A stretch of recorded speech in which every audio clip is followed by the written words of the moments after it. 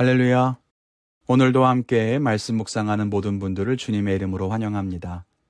오늘의 말씀은 마태복음 9장 32절부터 34절까지입니다.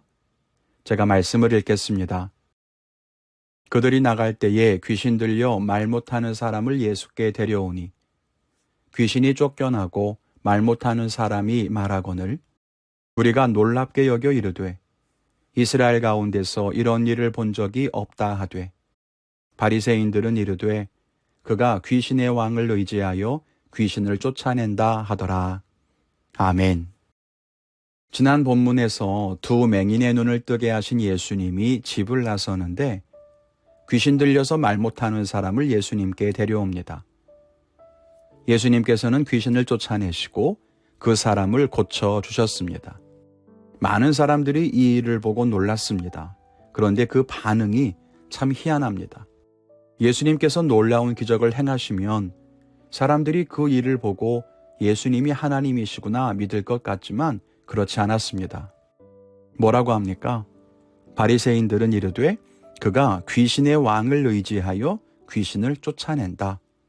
즉, 더 큰 귀신의 힘으로 귀신을 쫓아내는 것이라고 폄하하는 것입니다. 왜 그랬을까요? 그 답은 그 앞의 말씀에 있습니다. 이스라엘이 이런 일을 본 적이 없었기 때문입니다. 오늘 함께 말씀을 살펴보면서 은혜를 나누기를 원합니다. 첫째는 익숙한 것에 갇혀 있지 말라는 것입니다. 이스라엘 백성들은 예수님이 행하신 이런 기적을 본 적이 없었습니다. 놀라운 기적이었지만 그런 일을 본 적이 없어요. 그래서 그것이 어떤 것인지, 어디에서 왔는지, 어떻게 이해해야 하는지 알 수가 없었습니다. 사람에게 이런 낯섦은 두려움의 대상이 됩니다. 사람은 낯선 것에 대해서 본능적인 두려움을 갖고 있습니다.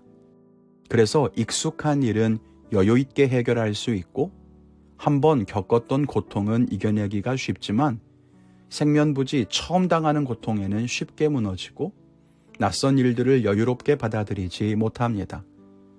그런 이유로 사람들은 익숙한 환경에 머무르기를 좋아합니다.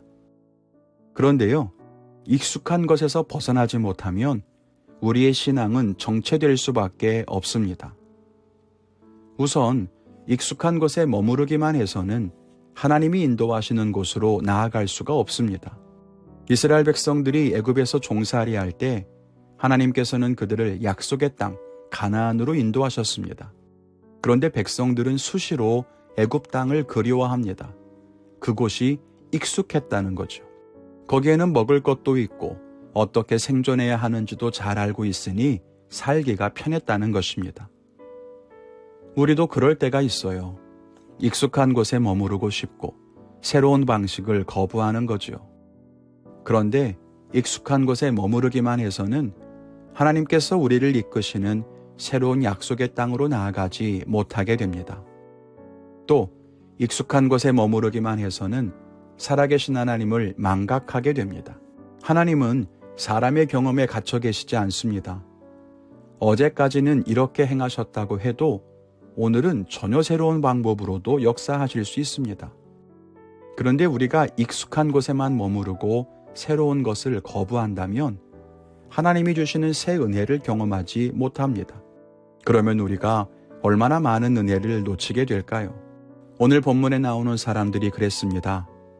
예수님이 행하신 놀라운 기적을 보면서도 그런 일을 경험한 적이 없다는 이유로 그것을 거부합니다.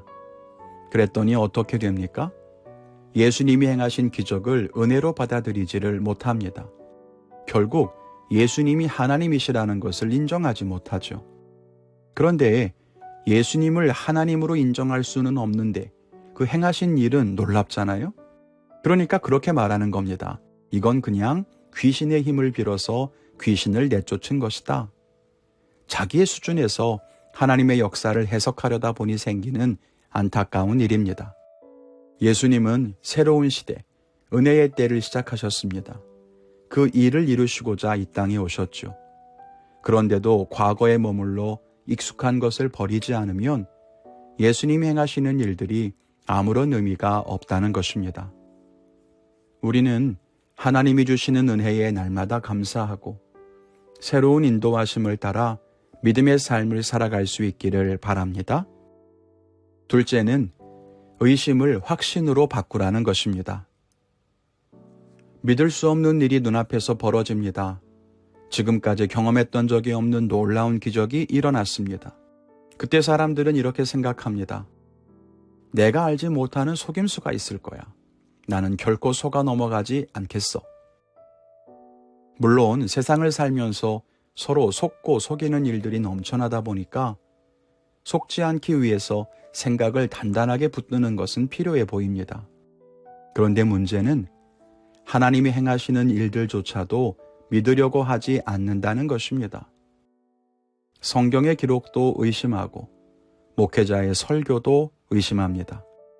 요즘 참 신앙생활하기 안타까운 시대입니다. 성도님들이 그런 말을 많이 하세요. 어떤 목회자가 진짜인지 분별해야 한다고요?